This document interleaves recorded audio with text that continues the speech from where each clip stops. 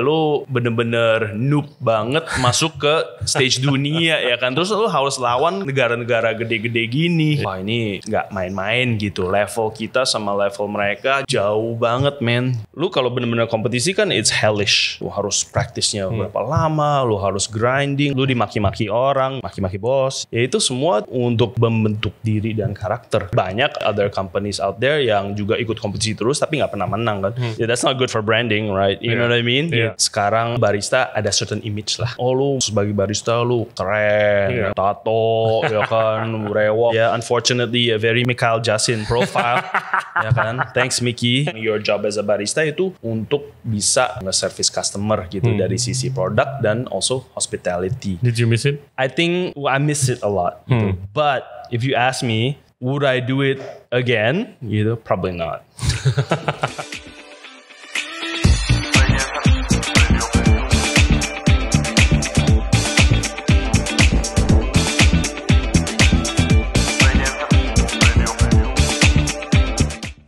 Gue mau kasih tahu kalian kalau Ray Jensen Radio Podcast lagi kolaborasi dengan Toffin yang baru aja launching aplikasinya Toffin App. Aplikasi F&B pertama dengan 7 fitur unggulan yang pastinya bisa membantu kalian untuk menjalani bisnis F&B kalian menjadi lebih mudah, lebih murah, dan efisien.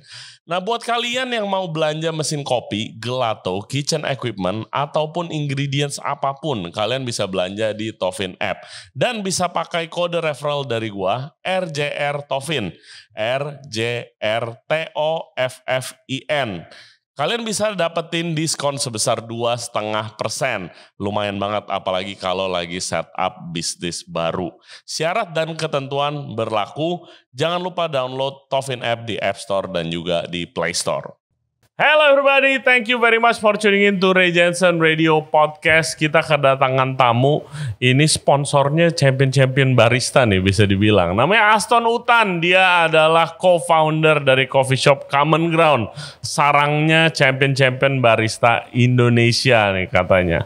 Nah kemarin kan banyak nih yang juara ya, yang ada hubungannya sama Common Ground. Pertama Ryan Wibawa di International Brewers Cup di Chicago juara 3 dan juga World Barista Champion di show itu Mikhail Jasin, luar biasa, semuanya ada hubungannya sama Common Ground. Bahkan Aston dan tim juga ikut datang untuk support timnya. Di podcast ini kita mau ngebahas dari segi bisnisnya.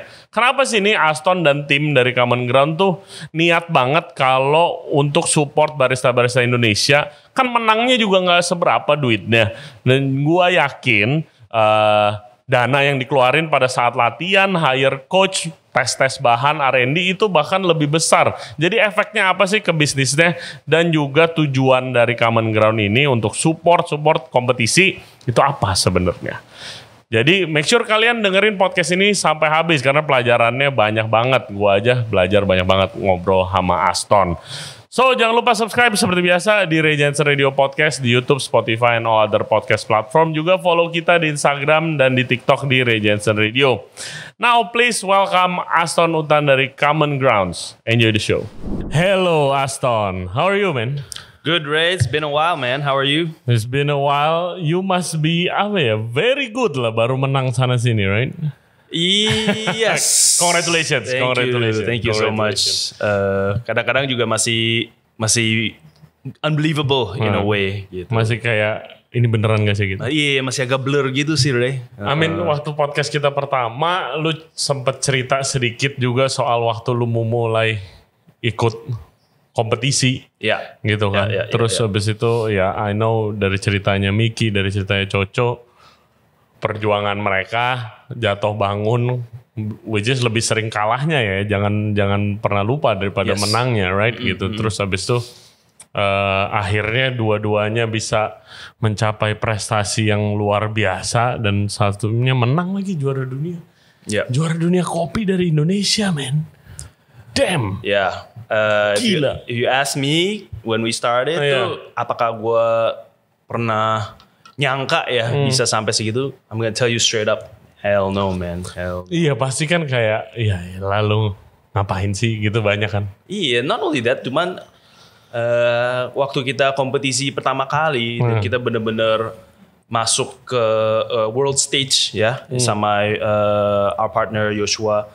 Kita juga at that time tuh masih blur banget gitu, kayak wah nyoba dulu deh. Iya, nyoba sih udah pasti kan. Cuman kayak ekspektasinya kan of course masih bener-bener nothing. Cuman ya waktu kita kompetisi di sana juga kayak kita lihat wah kayak semua negara yang lain tuh barisan-barisannya tuh gokil-gokil semua gitu. Gokil dari segi apanya? Dari sisi semuanya men, dari sisi presentasinya, dari sisi kopinya, dari sisi image mereka, reputation mereka. Jadi itu semua kayak apa ya? Kayak lu bener-bener noob banget masuk ke stage dunia ya kan. Terus lu harus lawan kayak negara-negara gede-gede gini gitu. Jadi kayak wah kayak abis kita kompetisi world pertama ya of course kita sampai maksudnya rankingnya masih cukup di bawah ya.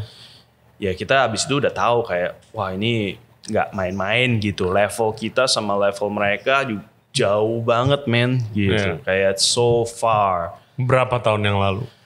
Like first time lu ke-expose sama world competition di coffee itu? The first time actually yang world competition itu di latte art.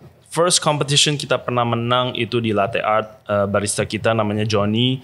Dia menang the first national latte art competition di Indonesia. Gitu. Itu 2013 dia menang. Jadi 2014 kita berangkat ke Melbourne. Jadi yang menang, biar yang belum familiar tahu peraturannya, yang menang kompetisi nasional Indonesia itu sudah pasti dikirim.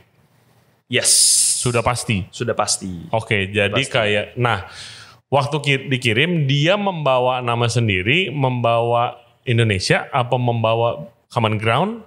Semuanya.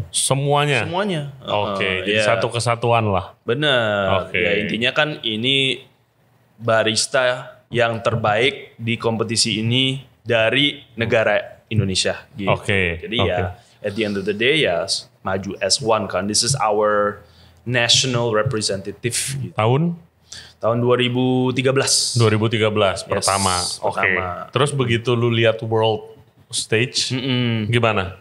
Yang lu bilang tadi mungkin masih jauh banget gitu. Ya gitulah, kayak apa ya, kayak bocah-bocah ingusan kayak nyampe di convention center yang Melbourne ya. Apalagi ini the first time kita di Melbourne, which is maybe the coffee capital of the world gitu. Jadi di sana tuh ya udah big boys semua gitu, company yang udah sangat terkenal di dunia kopi juga ya kan. Jadi ya at that time kita bener-bener kayak just open our eyes gitu. And kita juga have the chance to meet a lot of our coffee heroes. You know what I mean? Ya, I'm sure kayak menurut lu kayak kalau one day lu ketemu siapa ya kan, lu kayak pasti kayak speechless juga kan. Speechless gua. My hero waktu itu ya restoran Noma, Rene Redzepi. Gue makan pop up-nya di Jepang, terus dia nyapa gue gitu, hey I heard you're a chef from Indonesia. Gue gak bisa ngomong bro, gue kayak thank you. Gitu exactly ya kan, ya kayak gitu.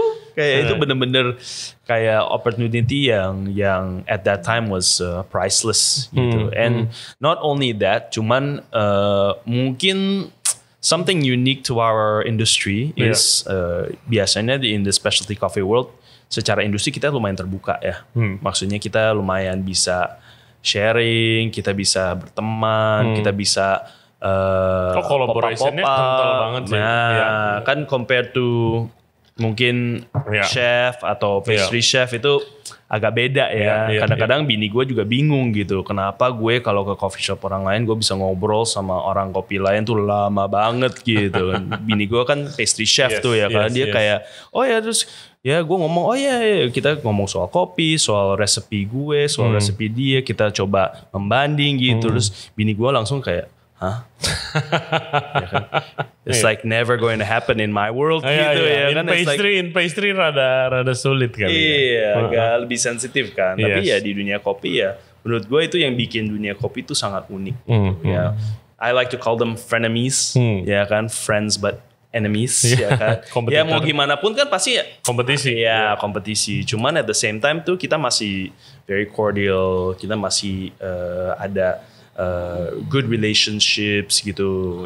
Even with some of my good coffee friends it's very very customary untuk kayak tukar kopi, ya kan? Even after competition, like barista competition atau brewers, itu di backstage ya, itu semua kompetitor tuh pasti tukar-tukar kopi. Oh, gue bawa kopi dari Indo nih. Okay. Nggak, ini kopi kompetisi gue. Oke.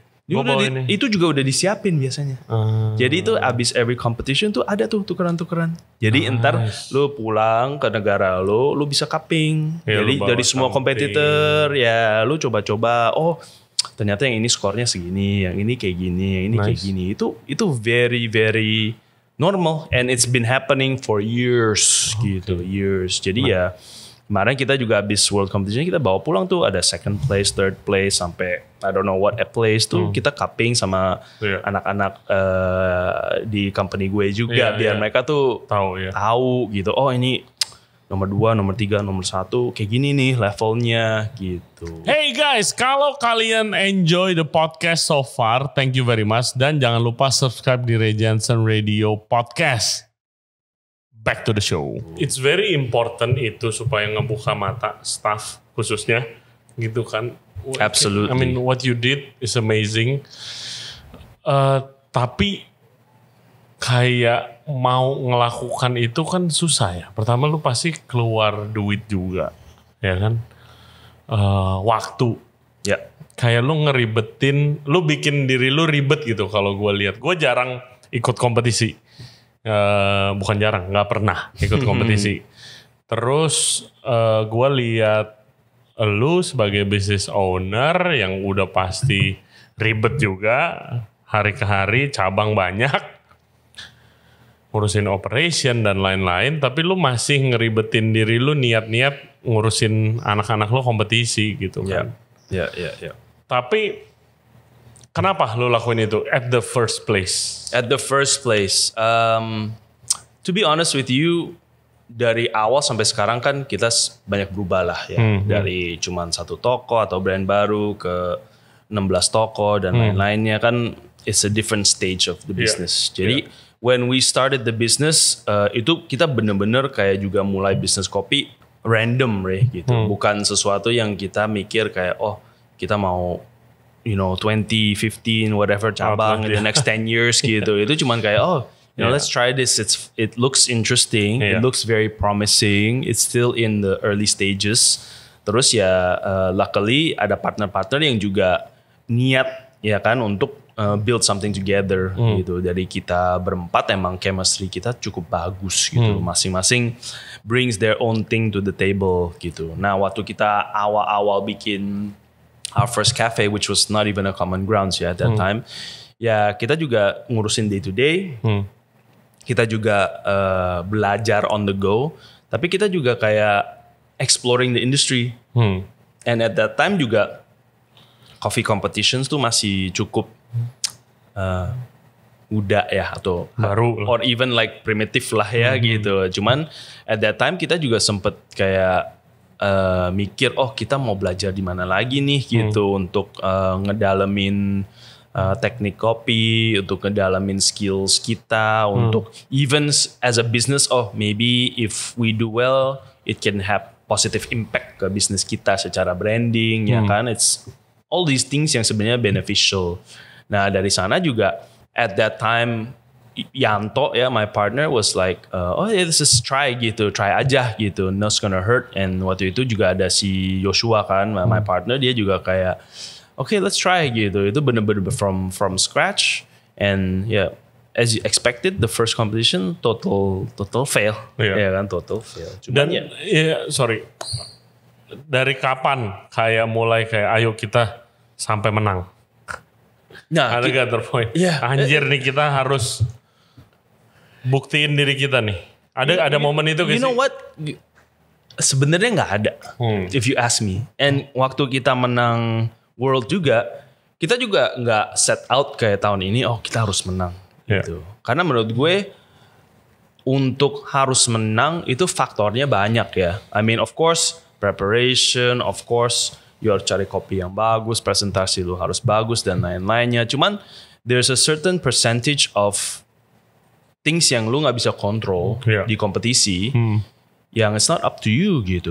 Mau ada luck factor ya kan di berbagai cara dan berbentuk ya kan, dari how's my coffee tasting that day, atau lu waktu palet jurinya bener, atau misalnya lu bikin kesalahan juga bisa kan, kayak ada spill, ada apa kan, ya lu juga latihan terus tapi ya shit happens ya kan, something happens. I've seen people drop totally their drinks gitu on the floor and langsung kayak freeze ya kan. It's not uncommon. Adapun satu, gue sekali ya lagi nonton World Championship online tuh streaming ya kan, and then ada satu barista dia lupa bawa tempernya bro. Tempernya dia lupa bawa. My God. Iya, jadi kayak dia nyari-nyari terus udah mulai panik kan, mulai kayak gimana, lari backstage nyari tempernya. Akhirnya balik, mulai continued her presentation, cuman udah hancur. Mentalnya udah gone. Iya sih, anything can happen sih during a competition ya. Gue juga, gue berapa kali kesempatan jadi juri yang udah di atas angin gitu, kayak kan kalau di kompetisi masak itu ada kayak profilnya gitu di depan mejanya. Oh dia itu sous chef atau CDP-nya hotel bintang 5 siapa, terus habis itu gue tahu eksekutifnya siapa, di atas angin nih orang. Tapi bisa anything can happen, bisa fakta, bisa mungkin terlalu ngeremehin, atau tidak baca rules dengan tepat. Bener, itu juga one of the things yang sering terjadi. And menurut gue ya itu, and not everybody is built to compete. Sorry to say gitu ya kan. Exactly. It's just ada yang emang jago untuk kompetisi tapi untuk ngebar nggak terlalu jago. Ada yang terbalik, ada yang kalau kerja setiap hari ngebar dan lain-lainnya jago banget, tapi kompetisi dia totally gitu ya kan. And I've seen that with a lot of my staff juga gitu ya. And then eventually you find out lah. Ini bukan kompetisi, ini jalannya si ini. Bener. Ya nggak semua orang dong yang bisa kompetisi di depan banyak orang, ratusan orang, atau judges yang menurut mereka kayak gimana. Kan ada nerve factor ya kan gitu. And then banyak orang yang are professional competitors. Ada juga. Ada banget, ada banget. Pokoknya memang kompetisi kerjaannya. Dia nggak ngebar, dia kerjanya cuman R&D yang nggak jelas menurut gue ya sebagai business owner ya. Tapi ya itu kerjanya cuman kalau kompetisi baru nyala gitu, showman lah ya, so to speak gitu. Cuman ya day to day-nya dia either dia nggak mau atau dia nggak passionate in it gitu, atau dia males, bisa juga ya kan. Jadi not everybody's built to be a competitor, and that's fine. That's fine. Exactly. There's nothing wrong with that.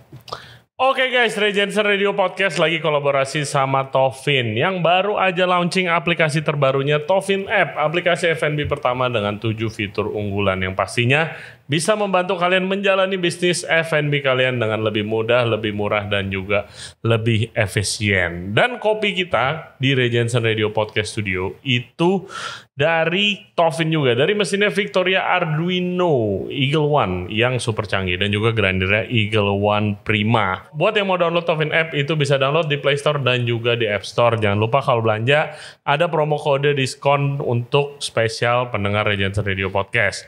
RJR Tofin kodenya, dapatkan diskon di sana lumayan. Apalagi kalau beli mesin kopi itu duitnya bisa dipakai diinvest di bagian yang lain. Oke, download Tofin App sekarang di App Store dan juga di Play Store. Back to the show. Oke bro, please tell us about this. Jadi gue minta Ason bawa pialanya, terus ditanya piala yang mana karena banyak banget. Ada, we have one, berapa? 30-an pialanya. Probably. Gak mungkin dibawa semuanya ya kan. Tapi dia bawa yang ini, apa nih? Indonesia Barista Championship 2014 Champion. Yes. Udah gede banget, lebih gede dari piala yang juara dunia. Iya. Cukup keren sih. Iya. Kenapa lu bawa yang ini? Well, menurut gua tuh this trophy buat kita is the one yang paling important sih buat gue ya. Karena menurut gua this is the first time kita menang barista. Iya. Dan at that time kita juga nggak expect sampai bisa menang, tapi it pretty much started everything lah gitu. Jadi dari cerita-cerita barista yang ngobrol sama gua, kalau kayak barista championship kan banyak departemen ini guys ya, kompetisi kopi, ada latte art, ada macam-macam, brewing. Nah, yang barista ini kayak apa ya? Champions League-nya yang paling bergengsinya. Bener. Oke. Ini lu dapat menang. Ini berapa kali ikut kompetisi? Apa sekali kompetisi langsung menang? Enggak. Maybe kayaknya second time deh. Oke. Second time. Siapa yang maju? Si Joshua. Joshua Tano, our partner. Which is also sepupu gue. Oke. Tapi ya itu sih satu kan kita nggak nyangka ya kan. Terus dua kayak itu bener-bener yang pertama kali gue, Yanto sama Yoshi itu bertiga bener-bener fokus 100% di kompetisi for this time ya kan. And awalnya menang juga kayak apa ya? Karena our first business, coffee business kan fail. Ya, bangkrut ya kan. And then the second one tuh kayak baru starting out. Jadi masih masih nggak terlalu stabil ya kan. And during the first cafe, we got a lot of shit gitu. What do I mean by a lot of shit? Is a lot of criticism lah ya kan. Ada aja. Gue inget banget tuh. And I still remember to this day ya kan. Gue inget baca beberapa review ya. Back then tuh masih di Twitter ya kan, yang masih ya anonymous non anonymous lah ya, in the Twitter space ya kan. Gue inget tuh. Gue masih inget sampai hari ini. And gue masih inget siapa yang komen nge-tweet gitu. juga kan ya, industry people ya kan. Satu waktu apa ya? Meskipun lu pajang buku-buku Monocle bukan arti lu kafe yang top gitu. Satu lagi gue kayak beli mesin mahal 150 juta or something like that back in the day, which was very expensive. Now it's normal. Cuman kayak artinya mainan-mainan buat anak-anak kaya gitu ya kan. Gue masih inget tuh. Emang udah jiwanya kompetitif banget Aston berarti.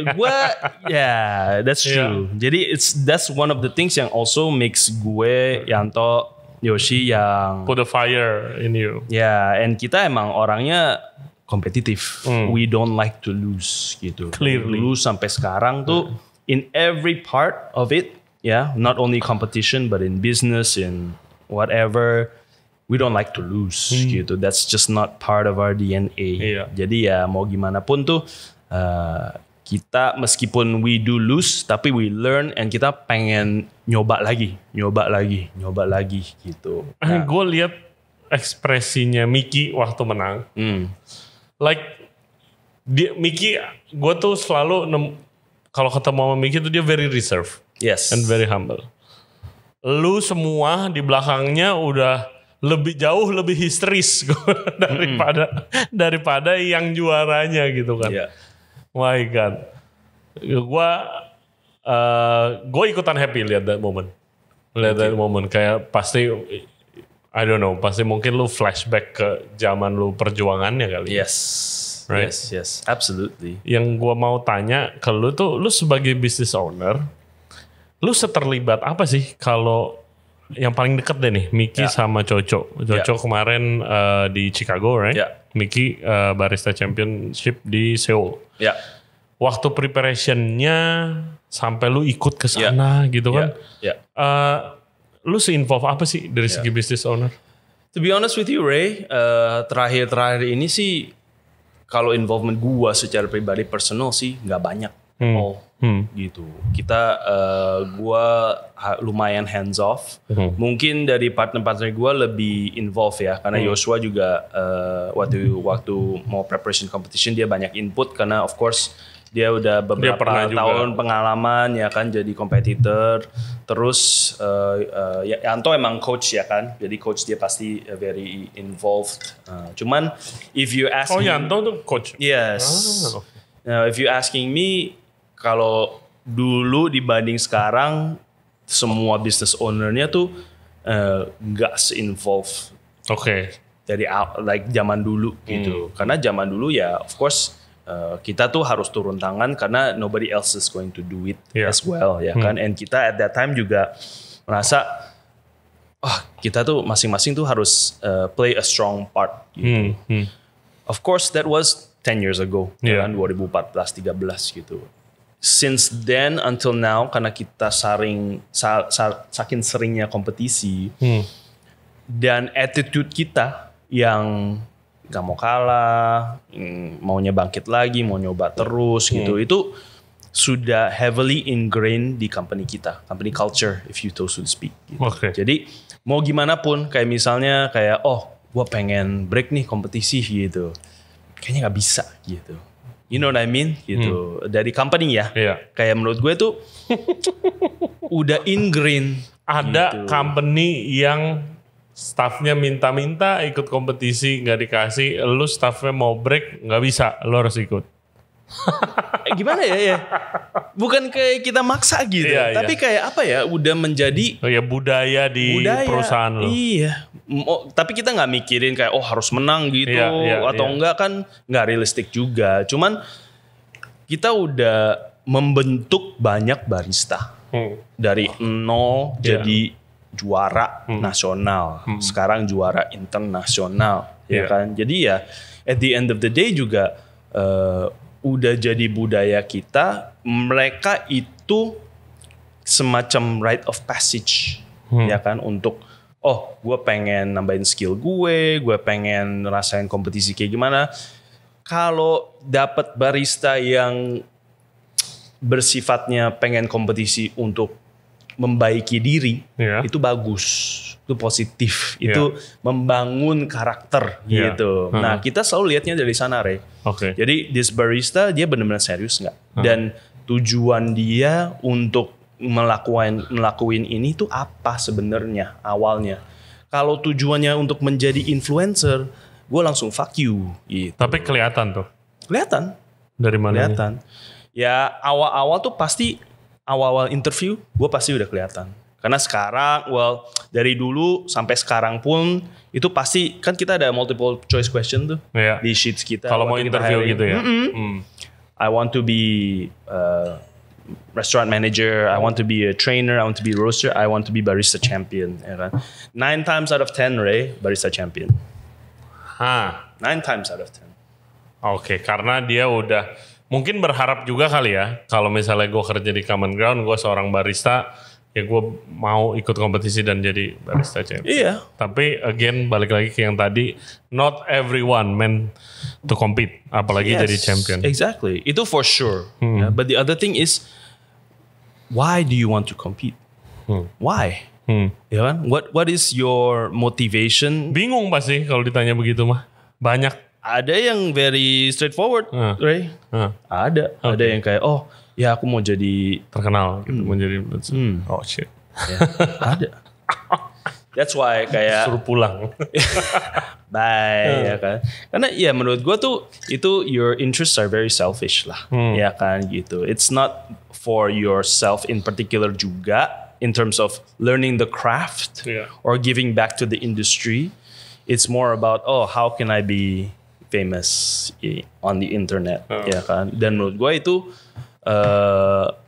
hal yang gak ada benefit buat gue juga sebagai company, sebagai employer, ya kan. Not only does it not help the industry, but it also doesn't help us as a company. Lah, kita yang membiayain lu nih, kita yang nge-training lu taunya apa sih gitu. Apakah lu ada resume lu pernah champion di mana? Kagak ada, ya kan. Jadi why do we need to spend the time and resources untuk nge-training lu untuk menjadi champion, tapi your reasonings itu ya selfish, inner gitu ya kan. Karena at the end of the day, lu sebagai champion, itu kan lu representatif satu negara, man. Iya, bukan cuma lu dan company lu ya. Bener dong, ya kan. Kayak, ya kita tahu satu komunitas kopi juga siapa yang kita utus untuk menjadi representatif itu harus ada certain standard dong, gitu ya kan. Kayak, we're not gonna send Joe Smith gitu or whoever else yang benar-benar kita nggak tahu backgroundnya siapa, kita nggak dia dari company mana juga. At least harus ada support dari company sendiri juga. Ya kan, it's very difficult untuk send somebody and then for some reason dia bisa malu-maluin kan, it's not. Ada image-nya gak atau celotehan? Kok common ground lagi? Absolutely. I mean, if you have 30 trophies, somebody's gonna say that, ya kan? Yeah, it's the same feeling that I get kayak misalnya kayak you compare kayak sepak bola lah ya kan, kayak MU atau Madrid ya kan, mereka terus exactly, mereka yang menang terus gitu ya. At the end of the day juga it's part of the experience of learning ya kan. Kenapa this one is the most important trophy menurut gua? Karena it started the path, it started the wheels, it started giving us unrealistic hopes, ya kan, which eventually became reality 10 years later, ya kan. But none of us expected that. In the beginning, none of us ever expected kayak kita bisa juara dunia gitu. Kita malah abis juara sini masuk ke kejuaraan dunia kayak anjing, kayak jauh banget nih. Iya, kayak wah mau sampai kapan nih? Maybe not even in my head. I was like, kayaknya Indonesia in my lifetime kan kayaknya nggak mungkin deh. Alright. In myself ya, karena sangat jauh gitu. Well, you're wrong, bro. The few times that I am wrong, right? Yeah, but thank God gitu. Apa yang lu lakukan kalau lu ada berasa atau keinget yang lu lakukan bisa kejadian juara di departemen beda tapi dalam waktu yang berdekatan yang sama? Wah, itu sih one, of course, unexpected. Ya kan. Two is emang we didn't plan for it juga, to be honest with you. Kita tuh udah mungkin karena kita kompetisi dan kita sering kompetisi di world stage juga, kita udah ada kayak blueprint lah gitu. Kayak apa sih yang harus kita do in order for us to go to a certain stage gitu. Once you reach a certain stage, and what I mean by that is usually final, kayak top 6. Itu benar-benar kayak God take the wheel, ngerti nggak? Kayak ya pokoknya kita do our best. Secara whatever result happens exactly. Cuman ya ada path atau blueprint ke sana. Ya karena lu udah 10 years. Because we fucked up many times, we failed many times. Jadi every time we didn't succeed, meskipun kita hampir setiap tahun tuh pasti getting better rankingnya, tapi kita belajar. Ya kan? Iya dong. Kan kita harus belajar. And the good thing about coffee competition juga, after competition, lu punya results, score lu itu di-discuss sama judgesnya. So they will tell you, menurut kita yang ini kurang karena ini, presentasi lu ini bisa improve di sini gitu. Jadi ada feedback. And that's important ya kan. Jadi ya setiap kali kita belajar feedback, makin sering dapat feedback, makin kita bisa asah diri ya kan. Makanya gue bilang kayak, gue juga pernah mention si Miki menjadi champion world barista juga, it's not 100% just him. Ya kan? Pasti. Gitu. Pasti. Dan dia the first one to acknowledge. And itu pasti, obviously a team is very important. Ya kan? The team, the support, everything itu very important. Tapi the other thing is ancestral knowledge. What do I mean by ancestral knowledge? Is the champion that came before him. Ya kan? Intinya kayak, kita banyak sebut kayak ini DNA champion gitu ya kan, mau olahraga apa atau apa gitu. Ya itu karena yang sebelumnya yang udah menang sebelumnya itu pelajarannya dan good habitsnya itu dibawa turun. Ngerti nggak? Jadi ya intinya kayak misalnya lu ada bisnis restoran yang misalnya family lu udah bergenerasi. Ya kan? Itu dibawa turun dong. Betul. Not only resep tapi habits. Habits and how to run your business gitu. Itu the same thing with competition. Jadi ya pengalaman Joshua sebelumnya yang 3 kali pernah jadi barista itu dibawa ke bawah ya kan, ke Yesi, ke Miki, ke Patrick. Semua barista champions ya semua udah mengeresep knowledge dari sebelumnya. that's why we keep winning. Iya. Is because Karena lu udah ada culture itu lagi. culture Balik lagi. and knowledge, ancestral knowledge-nya itu ya it sounds very old, tapi Iya. maksud gue tuh diturunin ke generasi next-nya. Exactly. Kita nggak ada stop, ya kan, kita nggak ada stop di sini kayak oh gue nggak mau ngajarin lu, enggak. Kita kalau siapin kompetisi kita semua knowledge kita, library kita yang di dalam otak soal kompetisi kita pasti pass on. Makanya gue bilang dari sebelum-sebelumnya kenapa gue sama Joshua mungkin juga nggak se-intense dulu untuk even Yanto preparing competition is Karena udah ada yang bisa pass on itu. iya. Jadi teman-teman yang sudah jadi championnya sebelumnya juga bantu current champion yang masih di sistem kita, ya kan? Iya. Dan itu juga terjadi banget di dunia kopi sekarang yang dulu sempet kerja di CG, compete di CG itu bantu-bantu orang lain yang lain. karena ada DNA-nya gitu, Iya. yang mereka belajar dari CG gitu.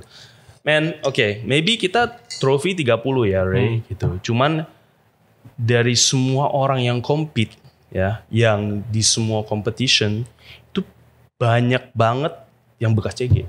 Iya, Banyak, ya kan? Pasti. So if you ask me if what is like our trophy count, real trophy count, maybe it's double than that.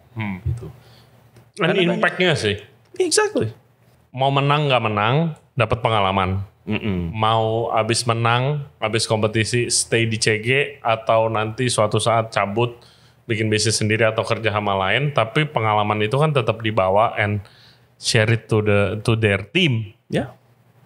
Ya kan, yang akhirnya melahirkan hopefully barista-barista yang udah tahu gitu lebih baik.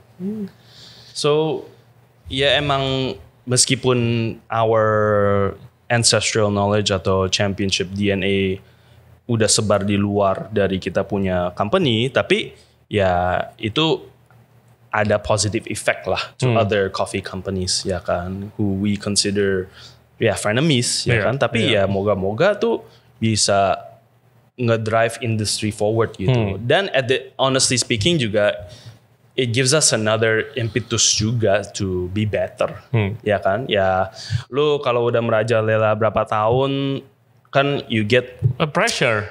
no, you get like gampang gitu, you know what I mean? Yeah. Jadi kalau misalnya national level tuh nggak naik juga ke level kita juga kayak santai aja, you know what I mean? Which is not good gitu. We always have to be on the Focus. edge, On how your to be toes. better, how to innovate, how to improve ourselves gitu. Kalau if we don't do that at the national stage, ya di stage dunia kita jadi pasti nggak 100.000% dong. Kita masih kayak di nasional kita udah raja gitu, tapi ya jadi overconfident kadang-kadang di world stage. Exactly. Ini Manual Brew peringkat 3, barista juara dunia. Ada belum lama itu roaster juara juga. Sebelum episode terakhir kita podcast, years ago, itu lo ngobrol gimana industri kopi di Indonesia sebenarnya masih ketinggalan nih dibandingin negara-negara tetangga dulu deh, yang nggak usah jauh-jauh. Tapi sekarang apakah udah jauh lebih better? Makanya dengan ke-expose adanya si champion-champion di bidang masing-masing ini, udah lebih better industrinya? If you asking me secara industri and maybe as business, ya, menurut gua sih, of course dunia kopi itu growth-nya cukup rapid ya. Even kayak lewatin masa-masa es kopi susu atau we're still in that area, itu I lihat makin lama makin maju dan majunya tuh cepat, gesit, ya kan. Dan menurut gue tuh it's good for the industry, and I think the great thing about having barista champions is sebenarnya lebih untuk inspire barista, ya kan, inspire barista untuk menjadi coffee professional yang lebih higher performance lah dari sisi technical skill, dari sisi hospitality skill, dari sisi professionalism, the whole itu package. Ya itu sangat membantu. Cuman at the same time, the next step adalah banyak coffee companies yang buka baru atau banyak yang mungkin lagi expanding juga. Cuman how can these companies build a sustainable business. As you know, not only in coffee business tapi F&B itu kan cyclical. Yes. Ya kan? They say, if your F&B business sudah survive 5 tahun, that's a success. It's a success, right? Adapun banyak yang setahun bubar, ada yang 3 bulan, 4 bulan rame awal, ya kan, terus habis itu geluk gitu. Kita juga ngalamin sendiri. We had a cafe as well that did the exact same thing, ya kan. It's just part of the industry. Cuman at the same time, kalau lu mau develop a sustainable business, you need sustainable SDM dong, ya kan. People who are able to have a certain amount of skill. Not only technically but also through customer service untuk nge-deliver your brand message and product consistently. Ya kan? If you don't have that, ya pasti susah. Things menurut gua customer yang paling kecewa adalah konsistensi. Kalau lu nggak konsisten, hari ini kopi lu rasa kayak gini, besok rasa gitu atau bakmi atau apa, ya orang kecewa dong. Nggak balik lagi gitu. Nah, itu sangat penting menurut gue, dan moga-moga kalau misalnya kualitas barista kita bisa meningkat, itu akan membantu dengan konsistensi juga. Cuman jangan lupa ya sebagai business owner ya itu sangat penting untuk ngembangin your SDM juga gitu. I mean that's a big part of our culture is gimana kita bisa majuin profesi barista. Lu selain kompetisi, apalagi yang Common Ground lakukan untuk yang misinya itu menaikkan profesi barista selain sponsorin kompetisi, biayain kompetisi? Multi-level. Cuman that is obviously competition is a big thing. Cuman the other thing is just literally giving them reality checks here, right? Ya kan? Nowadays the working force generation kan berubah terus nih. Sekarang kita udah in a different generation, ya kan? And a lot of times, ya kita juga harus mengajarin mereka habit-habit yang lebih profesional, ya kan? Maybe people don't know, tapi lo masuk ke dunia F&B, apalagi sekarang atau lately itu barista ada certain image lah, ya kan? Oh, lo masuk sebagai barista, lo keren, yang profesi keren, ya tato, ya kan, rewok, whatever, ya. Unfortunately, a very Mikhail Jasin profile, ya kan. Thanks Mickey. Cuman itu thing, ya kan. Dan lu bisa sosialisasi kayak apa kayak you look cool, tapi ya that's just a surface thing, no? Exactly. If you want to make it into a profession, ya lu harus ada jenjang karir dong, ya kan? I don't want people to think as a job as a barista itu cuman kayak part time job, ya kan? Atau easy. Easy sih for sure, ya kan? Tapi kayak part time job atau misalnya pengen nyoba-nyoba aja gitu. Artinya ya masa depan karirnya kagak ada dong, ya kan? Or it's very short atau emang nggak kelihatan gitu. Nah menurut gua people who are very passionate about it, like myself, like my partners, we make a profession out of it gitu ya. Ya luckily enough for us, awal-awal juga sebenarnya kita mau bikin bisnis apa kita bisa aja. Cuman we went into coffee and we fell in love with coffee. And that's when we realized, banyak nih yang kita masih bisa kembangin, not only in our business but also in this industry.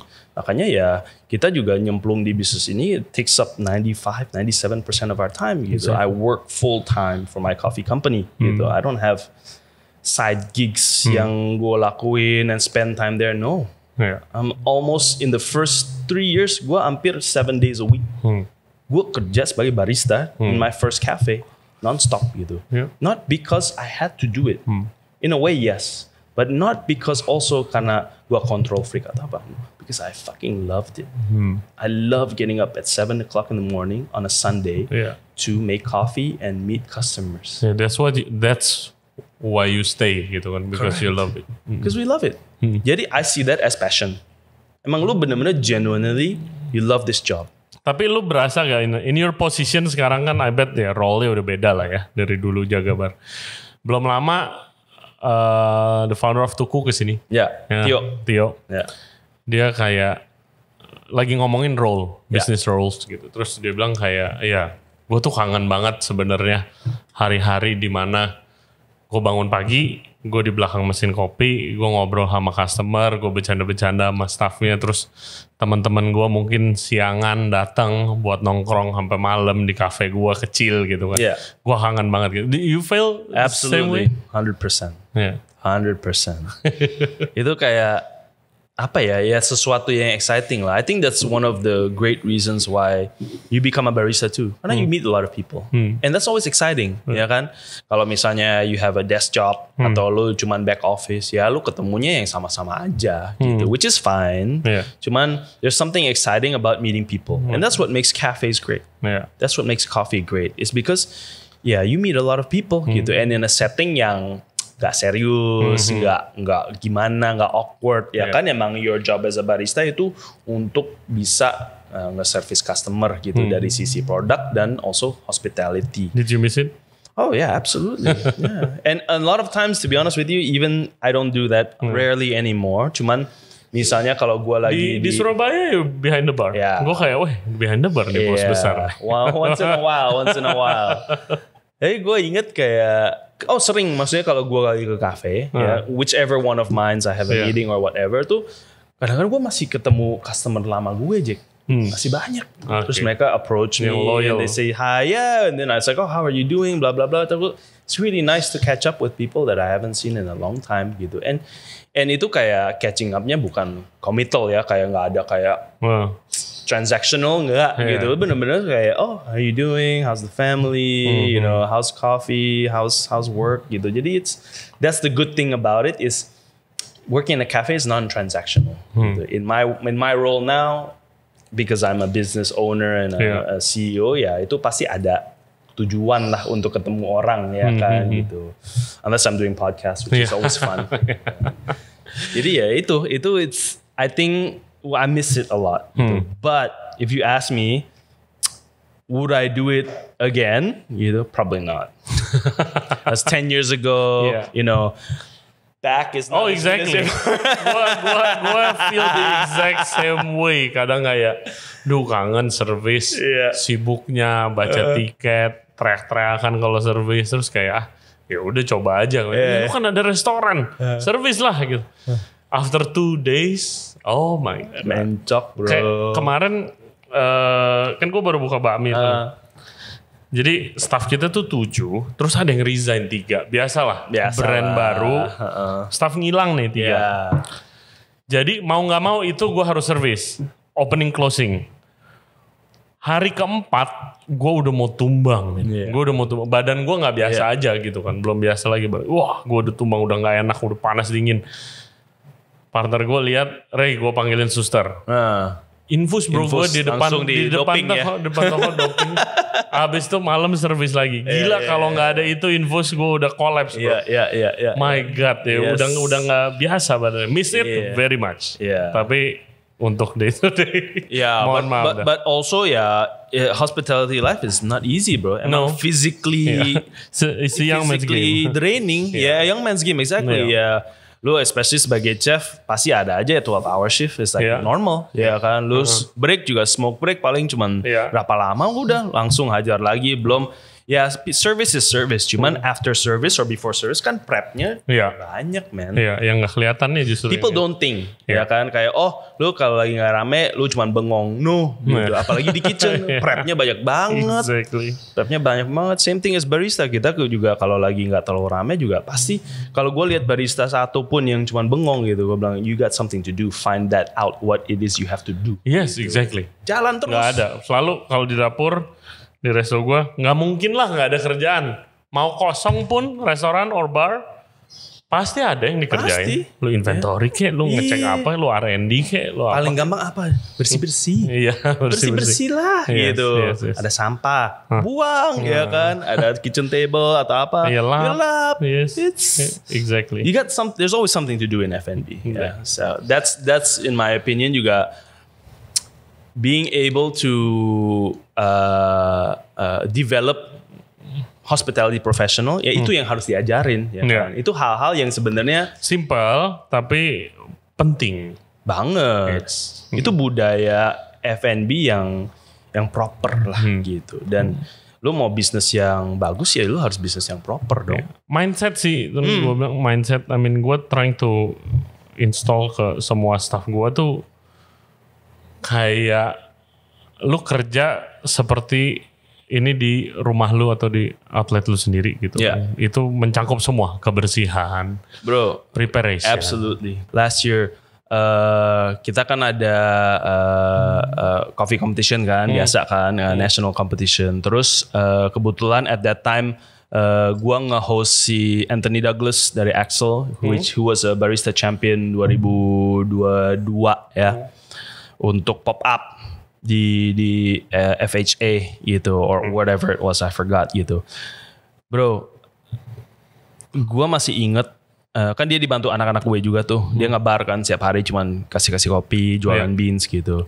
Gue masih inget kalau closing, setiap malam closing dia tuh masih ngelap, Jack. He gets down on his knees. Bule ini yang tinggi-tinggi, yang World Barista Champion. Dia masih ngelap semua. Dari mesin sampai lemari, sampai dibersih beres-beresin semuanya gitu. Dia udah World Champion bro. Dia masih bersih-bersihin. Sampai gue foto. Terus gue malu sendiri lihat. Gue mau print, gue mau taruh di training room gue gitu. Damn, iya. Iya dong? Iya kan? Yeah. Nah itu champion beneran yang masih bisa ngerti ini bisnis F&B itu kayak gimana. Lu sebagai juara dunia, lu masih ngelap Jack abis itu. Ya kan? Ini itu bukan cafe dia sendiri, itu cuma pop up, bre. Iya. Dan staff gue banyak gitu, gue udah sediain. Dia sebenarnya nggak harus lap gitu, ngerti nggak? Tapi he does it because ya emang itu udah otomatis dia. My God, yes. Gue banyak cerita pengalaman sih. I don't wanna name names, tapi kayak gue banyak banget karena gue kerjaannya pop up kan. Ya lu ngundang gue pop up beberapa kali, thank you. Tapi gue kerjanya pop up, gue masuk banyak dapur, ketemu banyak chef. Kayak Chef Ray makasih ya. Ini dari kitchennya ya, dari tim kitchennya. Makasih ya. Kalau abis pop up, abis kerja, abis prep, selalu bantu-bantu bersihin dapur. Gue kayak, what? Emangnya yang lain enggak? Nah. Gitu. Itu men. Iya. Kadang lupa men. Kerennya mungkin karena social media yang tadi kita bahas. Dan kayak gue di posisi sekarang, kalau misalnya gue sebar lowongan kerja, banyak yang tahu gue dari podcast kan. Terus kayak pengen banget nih kerja sama Chef Ray gitu. Ya mungkin lupa, ya sama-sama, ya semua restoran owner ya sama, semua kitchen sama kerjaannya. Yang bener lu bersih-bersih, lu kadang masuk pagi, prep. Dan kalau staff kurang lagi opening ya semua outlet pasti kecot, diminimalisir. Tapi semua outlet biasanya kacau kalau lagi seminggu sampai sebulan pertama lah at least. Itu udah bagus kalau cuma sebulan. Dan itunya tuh lupa. Kayak aduh gila, chef saya mau resign. Karena kerja capek banget. Gue kan udah bilang men, kerja sabar dulu. Sabar. Ntar kalau misalnya udah aman, lu malah kebingungan, nggak sibuk. Lu malah kurang sibuk, sabar dulu gitu. Ada yang lucu Ton.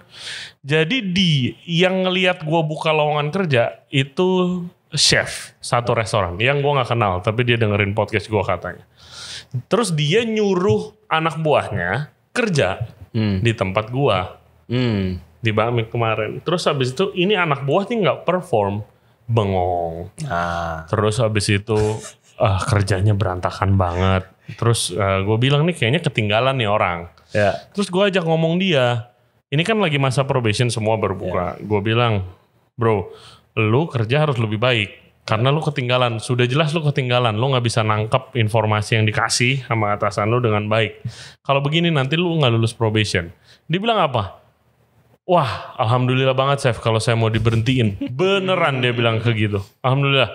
Karena saya di sini sebenarnya nggak mau. Terus kan gue bingung, gue sampai speechless. Bener-bener speechless gue. Jadi lu speechless atau lu lempar barang? Enggak. Dalam hati udah mau lempar barang. Panci ya kan. Tapi gue sampai speechless.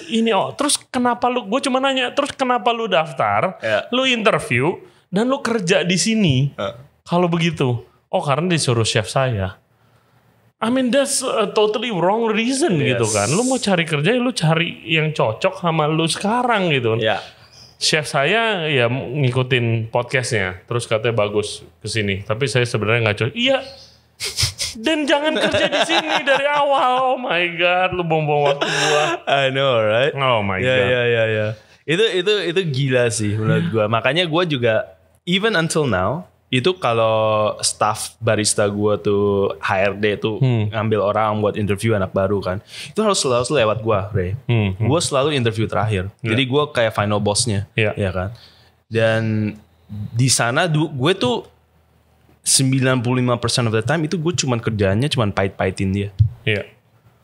Gue bilang dari depan nih, kerjaan lu bakal kayak gini, bakal capek, bakal pulangnya malam, bakal pernah kayak grease trap, lu tahu kan tuh apa kan, ya kan. Terus kayak all of this barista di sini, setiap toko cuman berapa barista, lu harus kerjain semuanya, lu harus take out the trash, everything, pokoknya pahitin semuanya deh. Biar mereka tuh bener-bener tahu kayak I'm doing this for a reason, you know. I'm not kayak bikin rainbows and clouds type of picture, ya kan. Ya lu kerja sini, you harus siap-siap gitu untuk bener-bener capek dan bener-bener untuk lihat nih orang sebenarnya se-ready apa gitu. Either se-ready apa atau misalnya dia bilang oh ya siap, tapi a week later atau a month later gone, ya kan. At least gue udah kasih tahu, ya kan. Gitu. Gue bener-bener udah pahitin di depan. And again also even gue yang pahitin tuh 90% masih iya mau. And then out of that 90% juga certain percentage mati sendiri, cabut sendiri. Gue penasaran. Lu kan keluarin biaya buat R&D, buat kompetisi, buat panggil coach kemarin mungkin si Coco cerita dan collab juga sama mungkin asosiasi dan segala macam. Lu support sampai elunya aja ikut bawa tim ke sana gitu kan. Kalau misalnya dia menang, apakah lu abis kompetisi udah gua modalin renew kontrak ya berapa tahun ke depan demi dia nggak caps? Atau gue takutnya kalau gue, ini otak gue ya, kalau gue jadi gue yang modalin nih orang kompetisi, dia menang, ditarik sama media gede, supplier atau apa segala macam, gaji dikali 2 cabut. Atau jadi sebelum ikut, nih gue udah modalin gue kontrak lu dulu nih ya, tambah nih 2 tahun nih, lu jangan kemana-mana gitu. Ada kayak begitu ya gak sih bro? Pasti, pasti.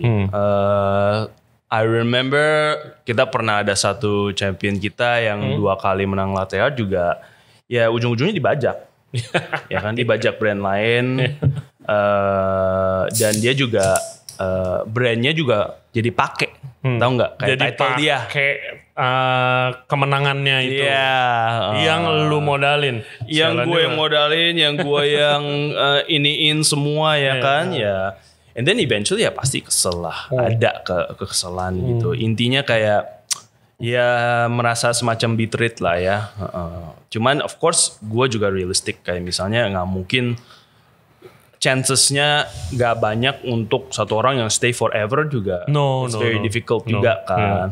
Cuman it's very rare, apalagi di F&B. Yes, it's very rare. Jadi ya for me again, gue juga bilang sama semua barista yang gue develop lah gitu, dan dua juga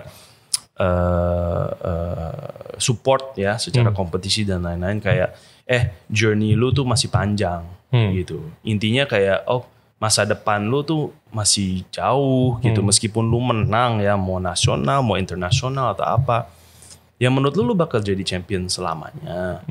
Kan tahun depan ada champion baru. Iya. Ya kan? Tahun depan nama lo juga udah hilang, bro. Gitu. Kayak gue juga sebagai, kalau gue jadi kompetitor, gue juga anjing juga cuman champion setahun, ya kan. Bahkan pun ada champion yang gak sampai setahun loh, Ray. Karena kompetisinya mungkin yang dia menang itu di bulan September. Terus tahun depan di Mei, ya kan. Gak sampai setahun juara dunia udah diganti kan. Kasian juga. Maksudnya kayak dia udah upayanya apa, udah gila, udah jor-joran. Bertahun-tahun. Terus dia mau return on investmentnya tuh waktunya kan gak lama, ya kan. Jadi ya again, ya itu harus dipikirin juga sih itu ya. Menurut gua gak make sense sih, if you ask me. Pengennya sih menurut gua yang lebih make sense tuh kayak Majuan every 2 years lah Ya. gitu. Kayak misalnya every 2 years competition biar ya namanya anak-anak yang juara juga kan pasti bisa mereka nikmatin dulu bisa masa nikmatin. jadi juara dunianya. dan bisa jadi brand ambassador apa ya kan itu juga penting ya kan for bisnis kita, buat mereka sendiri, buat equipment manufacturer juga ya kan, masanya gue setiap tahun gue harus ganti ya kan ribet juga gitu. You want a relationship yang sebenarnya sustainable gitu, yang long term juga. And then ya gitu, banyak barista yang meskipun one day menjadi barista champion atau whatever world champion, tiba-tiba hilang. Kayak nggak pernah denger dari dia lagi, nggak tahu dia nggak bisa branding atau mungkin company-nya nggak bisa support atau dia punya company sendiri atau apa, tapi ya udah kayak hilang ya kan gitu. It's harder maintaining, right? Absolutely. Makanya gue bilang sama a lot of these champions, ya ini masih part of the process. Lu kan ikutin proses untuk menjadi champion ya kan. And the process itu is masih lama. It's only one step into the right direction gitu. Sebenarnya lu masih bisa banyak. Do you trust us sebagai your bosses and the owners of this company as you trusted us before in the competition untuk tetap menjagai biar lu bisa go in the right direction or not? Bisa lebih lagi. Iya. I mean the reason why ya ada champions kita yang di hijack itu juga karena of course yang hijack kan pasti ngover salary atau apa jauh lebih banyak lah. Let's say 2 kali lipat, 3 kali lipat ada kali gitu. Tapi gue kayak misalnya dia menang nih competition apa gitu. Itu bukan berarti langsung gue harus naikin jabatan dia. Karena beda dong. Apakah itu udah dikomunikasikan sebelumnya sama yang ikut kompetisi? Misalnya si Coco deh. Kalau lu juara 1 gaji lu naik segini gitu. Enggak ada. Itu mungkin Coco udah pernah ceritain. Itu kompetisi di company kita tuh ekskul. Itu nggak ada hubungan sama kerjaan. Nggak ada gitu. Dan jadi udah di-clearin. Udah dari awal. Jadi lu mau ikut, ya lu harus practice di luar jam kerja.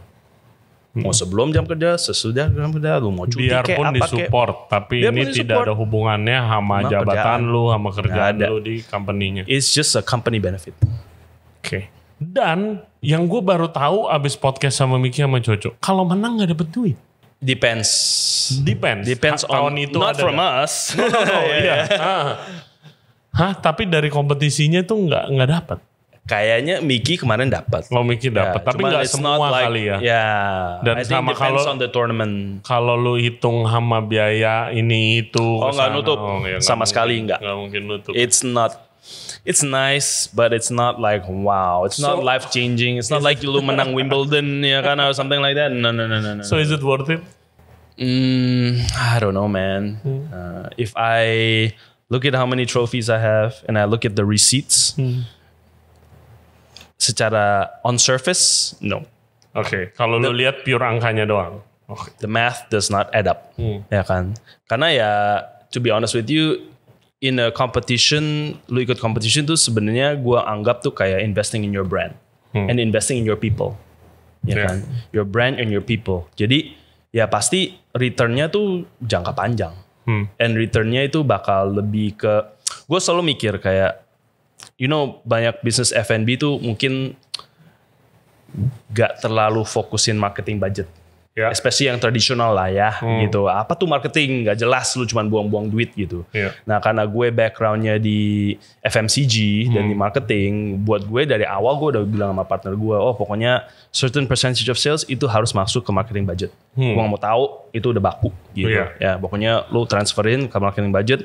Terserah gue mau marketing budget apa, bikin collab kayak, bikin branding kayak, bikin apa kayak. Whatever it is, there needs to be money to be spent on the brand. Ya.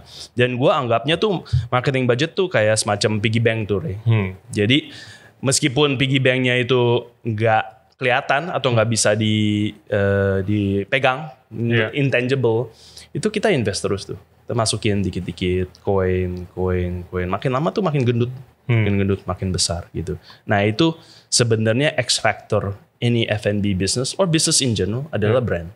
Gitu. Dan if we don't invest in the brand, ya gitu-gitu aja. Malah mungkin nge-shrink terus gitu. Dengan ada kompetisi terus-terusan. Ya. Nah, Dan ini competition, lu support competition adalah part of your branding and marketing program. one of the ways. One of the ways. Sebenarnya awalnya dan sampai sekarang priority-nya adalah human resource development.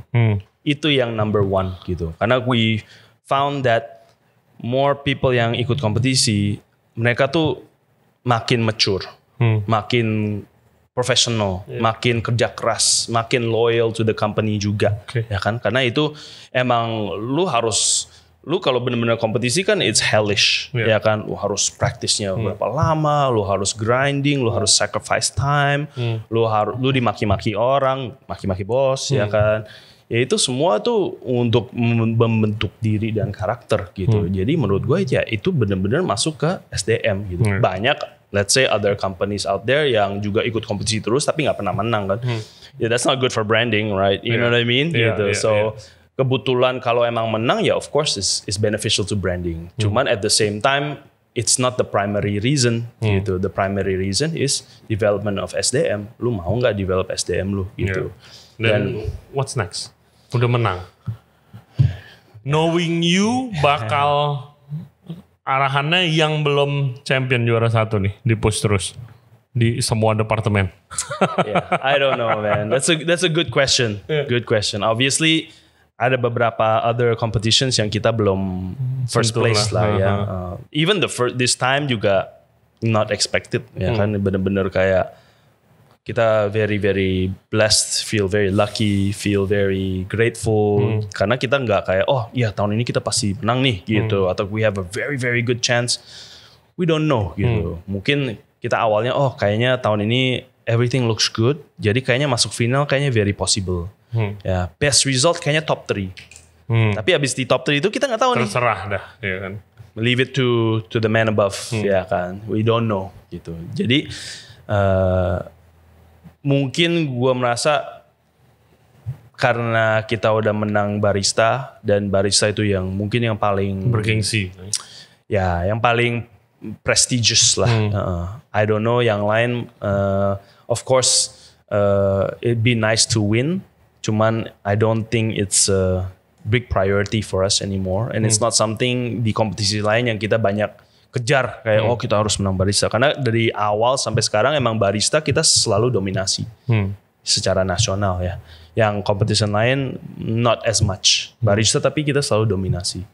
Tapi like I said before emang ini udah menjadi budaya di perusahaan gue gitu. I bet nanti juga muncul lagi. Gatel lu pasti ntar. Yeah, who knows? We'll see. Oke, kita masuk Q&A sekarang, men. Ada banyak banget pertanyaan. Thank you very much guys for the questions. Keep them coming. Nanti yang paling menarik kita akan tanyakan ke guest kita. Pertama dari Arya Katsuki 4017. Tips untuk menaikkan standar gaji profesi barista dari kacamata pebisnis. Oke. Business question. Kalau lu tahu dari mana saatnya menaikkan gaji karyawan-karyawan lu kali? Profitability. Iya dong. EBITDA. Oke. Ya kan? At the end of the day, ya lu harus menjadi a profitable business. Ya kan? That's number one. Number one, ya kan? And profit itu selalu ya revenue minus cost kan. Jadi of course dari cost side lu juga harus pinter ngolah COGS dan expenses lain.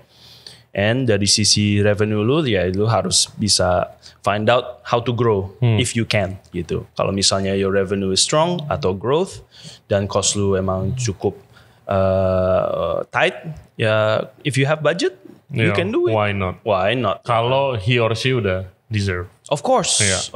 Kita juga apa ya? Itu selalu dilema lah ya kan. Kayak kan of course kita ada pemerintah kan, ada UMR gitu. Tapi UMR it just states kayak minimum lu harus segini gaji penghasilan lu. Orang segini gitu. Tapi gue tanya balik sebagai business owner, secara kualitas mereka memenuhi standar gue nggak? Iya, exactly. Iya dong. That's a very fair question. Ya dong. Ya, I'm more than happy to pay a certain amount of money, UMR or above. If your skill level bisa ini gitu. Ya dong. Yeah. If your skill level below that, why should I be paying you that much? Exactly. I think that's a dilemma that we have. Not only here, not only Indonesia, tapi around the world Around juga. the world, F&B sama semuanya. SMB. Yang paling menarik tapi emang di Amerika.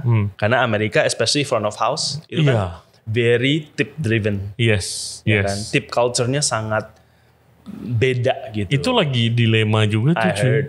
Kayak gue dengarnya dari teman-teman gue yang di sana, sejak COVID tuh mau bangkit susah banget. Yes. The restaurant. Terus Yes. banyak yang kayak restoran udah puluhan tahun yang masih sistemnya kekeluargaan banget. Dan yang grup besar yang cabangnya ratusan itu pada tutup massal. Yes. Terus baru ini lagi rame soal tip. Karena beda sama di Indonesia. Kalau dulu sih tempat gue kerja at least dan bisnis gue. Kalau misalnya ada tip itu dikumpulin. Terus dibagi rata. Ya. Kalau di sana kan ke orangnya kan. Bener. Yang ngelayanin yang deserve the tip of that table. Dan juga ada budayanya unwritten rule berapa persen, right? Yes. Dari total bill lu. Bener, Kalau bill lu bener. 3 juta ya berapa persennya Yes. gitu. Jadi ya lagi dilema tuh. Katanya mendingan kerja di depan. Ya. Yang bagian belakang, yang dapur, yang itu nggak Ya. kebagian. Ya. Kalau di sistem Indonesia kan rata-rata tuh kayak service charge kan. Iya, Sebenarnya ada kita service kita nggak terlalu main tip lah ya Iya, di sini. Kita pokoknya ada service charge.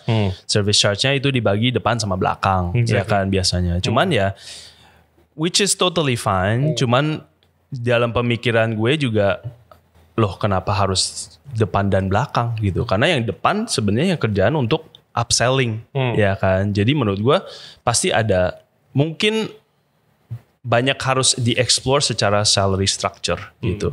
Karena menurut gue selalu implement agak beda sama teman-teman yang lain gitu. Karena cabang gue agak banyak. Iya. Gue pengennya tuh sangat fleksibel untuk rotasi anak-anak buah gue. Ada toko baru atau Iya. toko yang ini lagi struggling ya kan.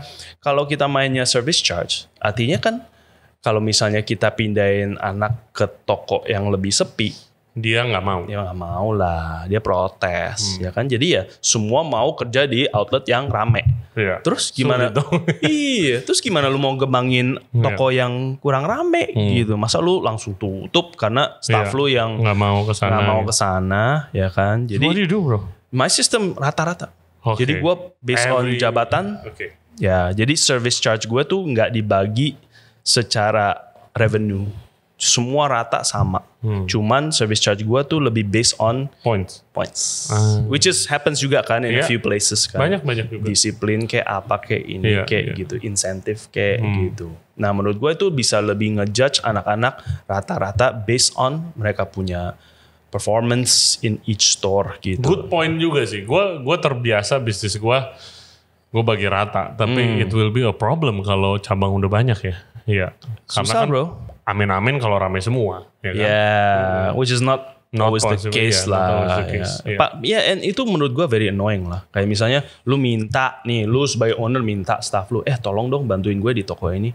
Wah, gimana saya? Jauh lebih sepi. Servisnya gue gimana? Iya, tapi menurut gue juga, gue nge-develop lu kayak gue udah iniin baik sama lu, terus lu gak mau bantu gue di sini, even if it's for like a few months lah, ya kan untuk benerin kayak, tapi bakal kurang nih pak, ini gitu. Gue bilang, but you know, it's just Iya. an uncomfortable conversation that pisses me Iya, off. makanya lu bikin sistem. Iya. Good tip, Bung. Good tip.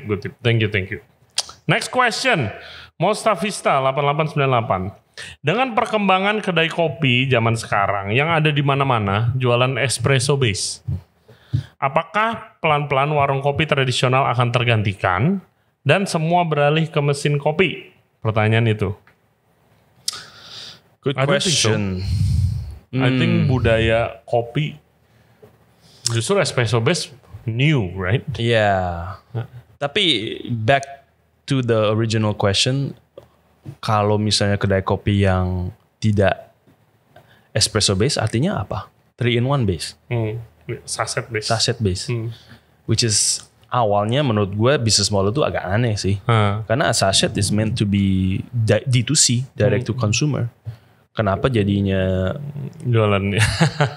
ya kecuali convenience lah ya, yang Starlink ya kan, yang tinggal apa tuh nambah air panas gitu, karena convenience kan dia bisa kemana-mana. Cuman to open ya maybe kalau open warung itu jual yang lain-lain juga kali ya gitu, which makes sense. I wouldn't consider that a coffee shop or a cafe. I would consider that a convenience store, ya kan, kayak misalnya Alfamart sama Indomaret sekarang juga jualan kopi kan, tapi would you call them a cafe? No. No. Iya, ada bagiannya lah, warung kopi ya warung kopi, cafe, coffee shop. Ya, dan menurut gue sekarang karena kopi sangat luas ya, banyak levelnya, banyak choicesnya. So again, ya entry-nya sih kopi susu gula aren sih biasa sih. Nanti lama-lama mungkin entry levelnya malah 3-in-1 bro. Mungkin ya, dulu gue juga awalnya begitu sih. Entry level, iya. Gue stop drinking 3-in-1 and saset kopi itu begitu lihat orang bikin video yang dibagi gitu loh, gulanya berapa. Kayak kopinya dikit banget. Dikit banget bro. Shit. Banyak kan corn syrup. Damn, itu not good for you. Oke. No. Pertanyaan lanjutan dari Belajar F&B. Common Grounds adalah satu bisnis kopi yang sangat support barista-baristanya. Apakah nggak merasa merugi ketika semisal mereka sudah dididik terus berhenti dan kerja di tempat lain? Ya, yang tadi berasa dikhianati. In a way. Some of it, if it's personal, it has a bigger impact towards me than non-personal things lah gitu. Karena ya, again, sebenarnya it's not really about the money, Ray. Tapi lebih kayak, gue tahu kayak kita sebagai owner tuh invest waktu yang banyak buat anak ini nih, gitu. Apalagi let's say Yanto yang nge-coach, dia tuh emang paling banyak spend time sama yang mau compete gitu. And that's time away from the business, that's time away from his family, that's time away from his kids, that's time away from his wife or whoever gitu untuk this staff, ya kan? Which is menurut gue juga dia sangat generous with his time, ya kan. Tapi gue sebagai teman baiknya dia, ya dari partnernya dia, gue yang malah kayak lebih panas. Iya lebih panas ya kan, gitu. Jadi ya of course it is, I mean it's a love and hate relationship lah with these things. It's love and hate. Susah sih, apalagi sekarang kalau di dunia chef tuh bro, ini temenan nih. Chef owner A sama chef restoran B gitu segala macam, temenan. Karena sekarang buka tempat tuh banyak banget. Staff tuh basically kurang. Apalagi staff yang bagus. Kadang-kadang anaknya daftar dari tempat gue ke restoran lu. Lu kalau tidak komunikasi dengan baik, Aston pikir anaknya udah ngomong ke gua, diterima ribut, bete-betean begitu. Bener. Susahnya itu sekarang sih. Sekarang itu susahnya. Bener. We have a very unsaid rule. Kita nggak suka poaching. Karena menurut gue juga kita mau poach juga jarang yang kayak skill levelnya tinggi, ya kan. Jadi buat apa? Cuman ya banyak yang misalnya. Karena again kita small industry, kita saling kenal juga kan. Kalau misalnya ada, let's say, anak lo apply di tempat gue gitu, ya kan. Terus dia interview, sebelumnya nggak tahu dia mau interview di tempat gue. Terus gue ajak ngobrol dan seems to be honest lah. Maksudnya nggak cari masalah atau gimana. Gue akan telepon lo dulu, Ray, di situ. Ray, ada anak lu nih yang interview di tempat gue yang ini gitu. Menurut lu, waktu gue interview oke sih, cuman menurut lu gimana? Gitu. Kalau lu bilang lu keberatan, gue langsung gak terima dia, gue tolak. Maksud gue, that is for me, that's how we do business gitu. Supposedly, ya kan? Enaknya begitu. Tapi kan kadang ada company yang mungkin interviewnya bukan sama lu, mungkin dia bukan yang hands on lu gitu loh. Kadang. Itu gue don't have the answer juga sih. Karena gue pernah jadi yang kayak gue udah bilang sama yang di interview, gue bilang lu udah bilang belum ke ini kan temen. Udah chef aman. Tapi begitu terima chefnya ngamuk ke gue. Gitu. Ada juga yang gue abis itu pindah dengan si temen gue ini nggak ngomong-ngomong nawarin kerja ke save gue gitu loh. Ya. Ya itu sebel juga ya. Gue don't have an answer to that. Emang begitu aja. No, I agree. Intinya orangnya kurang, please. Orang yang kayak gue nggak mau bilang passionate, kayaknya overuse gitu. Tapi bisa kerja lah ya. Yang care, yang care lah ya. Ya. Oke, pertanyaan terakhir nih. Gimana cara kalian merangkul para pelaku industri kopi yang notabene mereka adalah kompetitor? Iya, what's the secret supaya bisa ngeguyup? Maksudnya kayak hangout terus. Kalau kopi tuh very solid gue lihat dari jauh ya. Kayak ya pasti ada gosip-gosip ini, gosip-gosip itu, tapi kayak solid aja gitu. Sampai dari orang asosiasinya aja yang specialty coffee itu support. Yes. Gitu dan kelihatan jelas gitu. It's visible. Ya. Ya itu, I think it's hard to explain juga sih Ray. Kayaknya emang dari sananya kayak gitu secara community ya. Mungkin dari our industri karena masih relatively baru specialty, terus pemainnya masih dikit, terus kita saling suka nongkrong tuh di tempat-tempat masing-masing, berbagi knowledge, berteman. Emang itu unik dan di tempat-tempat lain tuh jarang kelihatan kayak gitu ya. Yang kalau masak, kalau di dunia masak tuh ada banyak banget kayak ada yang asosiasi, ada yang cuma grup doang tapi ada namanya. Kayak mereka, gue lihat karena gue berteman sama semuanya, tapi gue nggak, sampai sekarang gue belum join asosiasi apa-apa. Terus mereka semua nih jelas tujuannya tuh sama. Yes. Jelas banget tujuannya tuh sama, which is kayak tujuan cita-citanya tuh selalu pengen Indonesia dilihat di mata dunia kuliner, right? Right. Tapi begitu ada orang dari grup ini yang maju, yang grup ini tidak support. Kayak beda kalau kopi tuh, gue berasanya hampir semuanya kayak oke, ini ada yang satu support gitu. Kayak jadi lebih menyatu kalau sebagai gue. Yeah, I mean to be honest with you, it wasn't always like that. Ya kan, I think kita pasti ada aja haters kita dan nggak dikit ya pasti. Kan. Mungkin di depan muka nggak haters ya kan, tapi di belakang haters, which is fine. I think if you win enough times, there are people who pasti juga itu. Kan kata it's lonely at the top. It's very lonely on the top. It's very lonely on the top. Jadi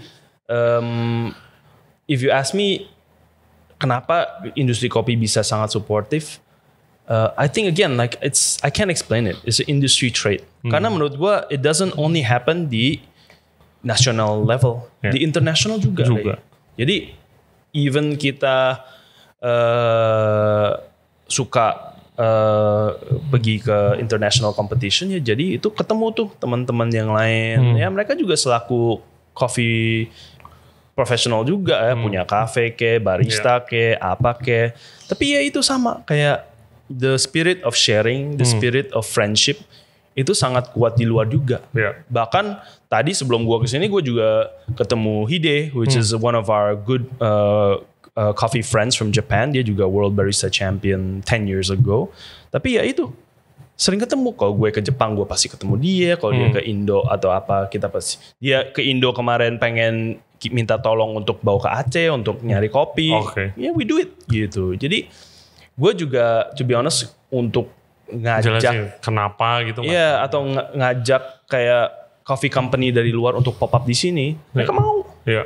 Karena ya ada certain sense of relationship, certain sense of gue bisa saling belajar atau gue bisa dibantu untuk brand exposure gue juga di negara lain atau apa gitu. Yang overall kita juga happy to help. Jadi it's hard to explain. I don't have a proper answer for you. Cuman what I know is emang secara industri kita cukup terbuka. Kita nggak desek-desekannya ada, cuman nggak sampai brutal atau nggak sampai terlalu bete-betean atau bener-bener dramanya segitu gede. Ada sih ada, ya kan, of course. Especially now industrinya makin lama makin besar. Cuman at the same time kita juga cukup we know that ya kalau kita bisa bring our name above, ya kan, itu pasti kan nge-benefit kita semua. Yeah. Dan at the same time, I mean, truth be told, as an Indonesian, there's not much to be proud of. So if we can be good at something, everybody will celebrate it. Menurut gue. Harusnya. Ya. Exactly. Oke. Ini last question dari gue. Gue baru kepikiran. Selalu setiap ada orang dari industri kopi ke podcast, selalu ada ngobrol tentang climate change yang katanya berapa belas atau berapa puluh tahun lagi mungkin kopi Arabica mungkin udah lebih susah lagi nyarinya karena climate change. Yang sekarang berasa tuh coklat gue selalu. Soalnya lagi bener-bener banyak banget gagal panen di Afrika kemarin. Jadi harga coklat melambung sangat tinggi. Semua produk coklat dari cocoa butter dan juga embel-embelnya. Lu sebagai pebisnis kopi yang udah lama main di kopi, cabang lu di mana-mana, apa lu berasa khawatirnya soal itu? Or lu lihat mungkin kayak ya udah gue serve robusta aja. Apa ya? Good question. Cuman to be honest with you, after so many years di industri F&B, gue nggak liatnya terlalu jauh sih. Kayak I don't look at next year or the year after. I look at tomorrow, next week, next month, next 6 months maybe the most. Next year aja tuh udah pasti paling jauh gitu. Karena gue di bisnis F&B kan lu tahu sendiri sedinamis apa F&B gitu. Gak pernah tutup kita, bukanya dari pagi sampai malam, staffing keluar masuk terus ya kan. There's enough things to worry about in my line of work than climate change. Which is very honest and it's valid. Cuman gue udah taruh mantra di dalam otak gue waktu mungkin udah 3-4 cafe ya, which is I cannot control. I don't need to worry about things I cannot control. And I'll take things as they come. Ya kan? Same thing when happened the pandemic. Terus, ya kan? Terus mau ngapain? Ya kan? Terus lu worry about it nggak? Worry sih worry, cuman mau ngapain bro? You gitu. just do. It's out of our control gitu. The best thing that we can do is kita kalau bisa we prepare for that day. If it happens, ada plan B kayak ya kan. Ya of course kita emang jualan kopi tapi kita jualan yang lain-lain juga ya kan, dari makanan, dari minuman, dari dan lain-lain. Jadi ya we try to be diverse juga. We're not specifically for coffee lovers banget gitu yang harus emang kopi banget gitu. Kita udah especially the brunch. The brunch are famous. Exactly. Jadi from the start I think. Absolutely. So that's where we are gitu, and that's not something that I think about too often. I do think about coffee prices yang pasti ngefek kita punya margin dan lain-lainnya. For sure. Cuman again, out of my control, Ray. Gue mau ngapain coba? Ya kan? Gue mau ke farm, start planting coffee trees. Kagak mungkin juga, ya kan? I just deal with problems as they come. Very realistic. Which I respect totally. Dari business side-nya. Ton, thank you banget, man. For your Sama-sama, time. bro. Your stories. You're an amazing person and work with amazing people. Send my regards to the team semuanya. Thank you, man. Sukses dan gua berani taruhan pasti ntar ikut lagi kompetisi apa kek gitu. Mana tahan sih. Aduh. Sukses semua projectnya bro. And thank you guys buat yang udah nonton dan dengerin podcast kita kali ini sama Aston. Main-main ke Common Ground, cabangnya ada banyak banget di beberapa kota juga. Baru buka tuh belum lama di Malang. Yang di Malang dengerin kita main-main ke sana. Cobain specialty coffee-nya, very good. Dan mungkin bisa discuss and learn something with the barista. Instagram lu di mana, Ton? At Aston Utan. Aston Utan, sering ada story ask me anything. Yes. Once in a while I do my own little podcast, weird one. Okay guys, jangan lupa subscribe di Ray Jensen Radio Podcast di YouTube, Spotify, and all other podcast platform. Follow kita di Instagram dan di TikTok di Ray Jensen Radio. And terakhir, thank you very much buat Tovin untuk kolaborasinya. Download Tovin App sekarang di Play Store dan juga di App Store. Okay guys, we'll see you next time. Bye-bye.